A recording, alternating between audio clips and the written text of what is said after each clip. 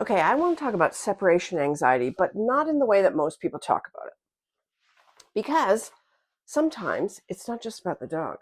I had a client once, it was her first dog, and they were doing a lot of, what first dog parents do. They took him everywhere. They did everything with that dog. And if they could avoid leaving him, they did. When they actually tried leaving him, they did all the right stuff, right? Leaving him for short periods of time, trying not to think about it. And they got all the usual stuff, the barking, the crying, the whining, the pacing, the destruction of the house. But the part that got me at first wasn't the dog. It was what she said after I asked her one simple question. I said to her, if I was to ask you to go into the other room and just do something for yourself for a few minutes, how would that make you feel? And she didn't hesitate. She said, I'd start to worry about him immediately. And then she said something that actually made me smile a little. She said, dread. I would actually feel dread about going into the other room without him. Even though her partner was home and she trusts him completely, she still had that feeling of, I don't know what's going on in there, and I need to know.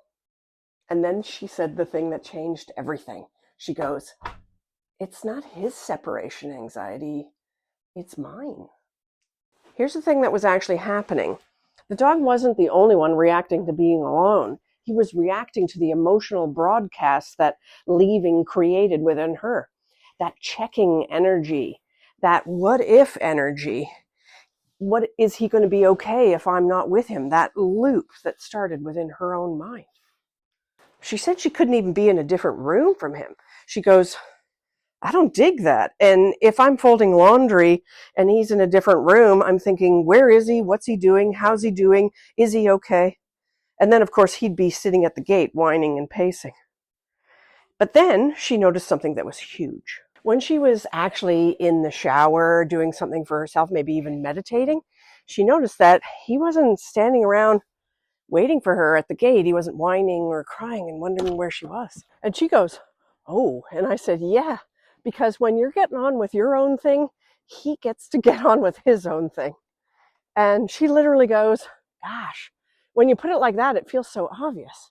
And that's when the shift happened. Not fixing the dog, seeing the loop, because separation anxiety isn't solved by convincing a dog that they're fine when they're alone. It shifts when the entire leaving experience stops feeling unsafe on both sides of the equation. And I'll tell you the best part. Once she saw it, she started making tiny changes. She started taking 30 minutes to reset herself in another room before going to bed.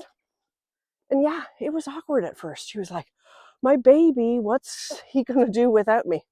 And then she caught herself and went, just stop. I need to do this for myself and for him.